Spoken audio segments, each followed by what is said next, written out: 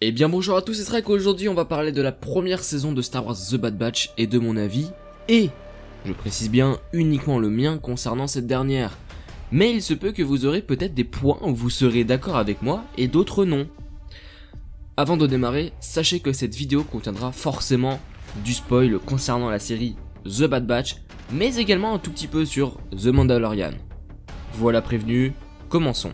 Si tu aimes mon contenu et que tu veux rien louper de l'actu de Star Wars, ou bien de Zelda et de Naughty Dog, je t'invite à t'abonner et activer la cloche, et à mettre ton plus beau pouce bleu, ça soutient énormément. Allez, c'est parti. On va commencer avec les problèmes que j'ai avec cette série. Après un épisode 1 juste incroyable, la série a décidé de se baser sur la lenteur de l'épisode 2 et des quêtes annexes de The Mandalorian saison 1. Je m'explique.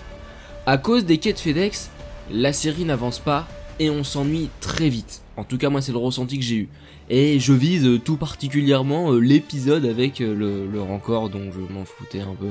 Alors oui, il y a des théories qui disent que oui, en fait ça serait le Rancor qu'on voit dans le Retour du Jedi. Je m'en fous. C'était chiant en fait. Et puis ça n'a pas servi à grand chose, à l'histoire, au développement des personnages. Si encore ça avait servi au développement de la Bad Batch, ok, j'aurais rien dit, j'aurais trouvé ça cool. Mais même pas en fait, c'est ça le problème. Alors ok, il y a aussi des moments cool, grâce surtout au fanservice, comme l'épisode, enfin les deux épisodes 3, peut-être même l'épisode où on voit Cad Bane et Fennec Shand. Mais en vrai, s'il n'avait pas été là, bah la série elle aurait avancé exactement pareil. Dans l'épisode 4, quand Fennec kidnappe Omega, elle échoue. Et personnellement, j'aurais préféré qu'elle y arrive pour que ça donne un coup de boost à la série et qui est un semblant de fil rouge. En plus, on apprend quelques épisodes après qu'elle travaille pour la scientifique Kaminoenne et qu'il y a une sorte de conflit interne entre les Kaminoïens car le Premier ministre a embauché Cad Bane pour kidnapper Omega, faire leurs expériences et ensuite l'éliminer, alors que la scientifique elle veut juste protéger Omega.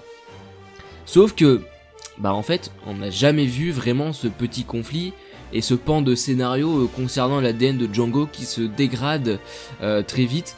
Et ça a été très vite mis de côté, car la Bad Batch a très facilement récupéré Omega.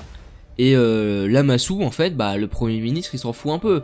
Parce que, ok, que du coup, la scientifique, Nalase, elle a plus besoin de chercher Omega, parce que comme elle dit à Fennec, c'est bon, tant que Omega est en sûreté, moi ça me va. Mais Lamasu, pourquoi on n'a pas eu une réaction de sa part? Enfin en tout cas ça m'a peut-être échappé, mais si ça m'a échappé c'est que ça a été très vite balayé en fait. Il veut quand même récupérer Omega pour récupérer son ADN, pour ensuite reformer peut-être, on ne sait pas en fait, c'était peut-être pour reformer d'autres Sandtroopers, pour faire peut-être une révolte, à l'instar de par exemple la campagne de Battlefront 2, pour ceux qui l'ont fait, celui de 2005 je parle. Mais du coup à la place en fait, Lamasu, mais ça arrive bien plus tard, Lamasu fait évader les scientifiques restants pour que son peuple survive en fait à l'invasion de l'Empire. Mais du coup en fait il se fait arrêter. Alors que Nalase, on le voit à la toute fin de la série, elle va travailler pour le compte de l'Empire. Et en soi, là ce que je viens de dire, c'est pas forcément une mauvaise chose. Au contraire, j'ai hâte de voir ce qui va se passer avec Nalase, voir ce qu'elle va faire avec l'Empire, ses nouvelles inventions. Enfin, en tout cas, si on la revoit dans la saison 2. Mais normalement, je me fais pas de soucis là-dessus. Ensuite, là j'arrive dans le plus gros point noir actuellement que j'ai trouvé à The Bad Batch et que j'espère qu'ils vont corriger pour la saison 2. Personnellement, j'ai trouvé que les meilleurs épisodes de la série, c'est quand la Bad Batch n'est pas là, ou en tout cas, quand ils ne sont pas au centre de l'intrigue. Sauf pour l'épisode 1 et les 3 derniers qui, honnêtement, sont juste excellents. Les 2 épisodes centrés sur la prise de Ryloth par l'Empire, qui met au cœur du conflit la meilleure Twi'lek de la galaxie, Hera Syndulla, jusqu'à carrément être la protagoniste de la série pendant ces 2 épisodes, ils sont juste géniaux en fait, car nous avons ici des épisodes bien rythmés qui servent au développement du protagoniste qui est ici Hera, passant d'une ado turbulente à une jeune femme courageuse se rebellant contre l'Empire sur Ryloth. Alors que en fait en général quand on a des épisodes centrés sur la Bad Batch où la Bad Batch est au cœur de leur série, en fait les épisodes sont pas forcément marquants car le rythme n'est pas là, et en plus, les épisodes, qui sont déjà des quêtes FedEx, ne développent pas les personnages de l'escouade. Il y a que Omega qui sort du lot et qui a le droit à une petite évolution, mais en soi pas grand chose. Hein. Mais en vrai, là, le point négatif que je cite, est-ce que ce serait pas également un point négatif qui est revenu très souvent dans The Clone Wars et dans Rebelle? Et est-ce que les épisodes de The Clone Wars et de Rebelle, on dit qu'ils sont juste excellents, que The Clone Wars c'est la meilleure série animée, etc. Mais est-ce qu'en fait c'est pas juste par nostalgie? Par contre, je suis désolé, mais la saison 7 de The Clone Wars ça reste toujours une masterclass. Bon allez, on va commencer un peu avec du positif, car j'ai énormément apprécié les 3 derniers épisodes de la série, pour ce qu'ils apportent comme développement, que ça soit pour les personnages ou de l'univers. Déjà, grâce à ça, on sait à peu près comment Gregor s'est retrouvé avec Rex dans la saison 2 de Rebelle, car c'est grâce à la Bad Batch qu'il a pu fuir la planète où il était retenu prisonnier.